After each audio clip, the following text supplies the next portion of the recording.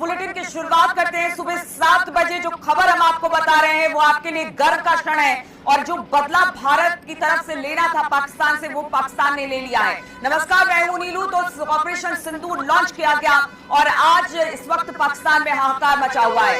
भारत ने 22 अप्रैल को पहलगाम में हुए आतंकी हमले का करारा जवाब दिया है।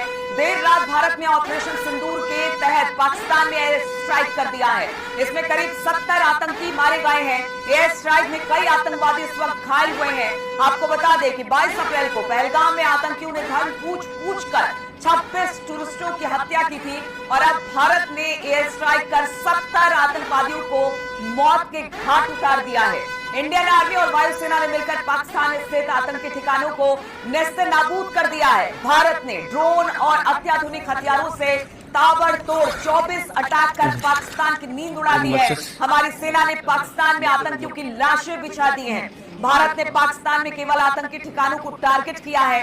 भारत ने आतंकी हाफिज सईद को भी बड़ी चोट दी है। उसके आतंकी कैंप को मिसाइल से भारत ने मिट्टी में मिला दिया है। भारत ने पीओके, लाहौर, पंजाब प्रांत में स्थित आतंकी ठिकानों पर हमला किया और जिन मस्जिदों पर हमले हुए हैं उनमें लाहौर स्थित मुरीद के मस्जिद भी है। ये हाफिज सईद की मस्जिद है और ये मस्जिद के रूप में आतंकी कैंप की तरह इस्तेमाल करता है, जहां पर कसाब ने भी ट्रेनिंग ली थी।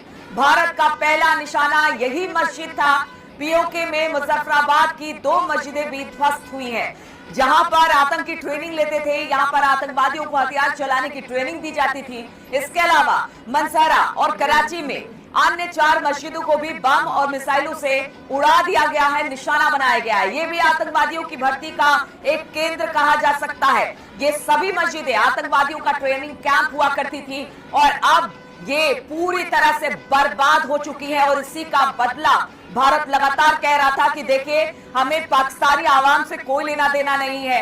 हम तो उन टेररिस्टों को निशाना बनाना चाहते हैं, उनके आकाओं को निशाना बनाना चाहते हैं जो भारत में लगातार आतंकवादी घटनाओं को अंजाम देते रहे हैं पिछले 40 साल से। और आज जिस तरह से भारत ने कार्रवाई की है, इसी कार्रवाई की उम्मीद भारत की जनता को थी। बार बार प्रधानमंत्री मोदी से यही कहा जा रहा था, वो बदला कब लिया जाएगा।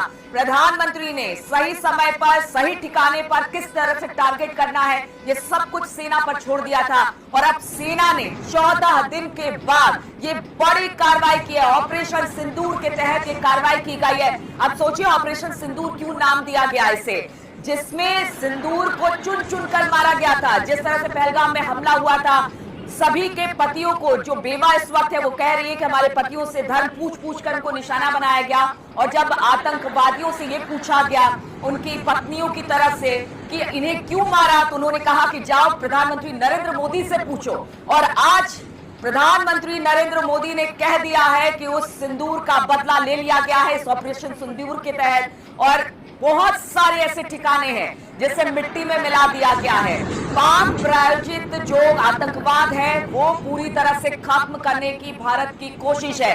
अगर रक्षा मंत्रालय की तरफ से जो इस वक्त एक नोटिफिकेशन आया है जिसमें कहा गया है कि देखिए, हमने ना पाक आर्मी को निशाना बनाया, ना हमने पाकिस्तान के किसी बड़े ठिकाने को निशाना बनाया, ना हमने पाकिस्तान के आवाम को निशाना बनाया, हमने निशाना बनाया उन आतंकवादियों को जो भारत में घुस कर लगातार आतंकवादी घटनाओं को अंजाम देते हैं। और इसीलिए टारगेट भारत का सिर्फ वो आतंकी ठिकाने थे, वो आतंकवादी थे जो कि लगातार भारत में घुसकर निर्दोषों को मार रहे थे। पहलगाम में जिस तरह से 26 निर्दोषों को मार दिया गया, वो भी धर्म पूछकर, उसी के आधार पर अब पाकिस्तान के बड़े बड़े जो ठिकाने हैं जहां से ऑपरेट आतंकवाद को किया जाता था, उन सब निशानों को, उन सब जगहों को ध्वस्त कर दिया गया है टारगेट करके।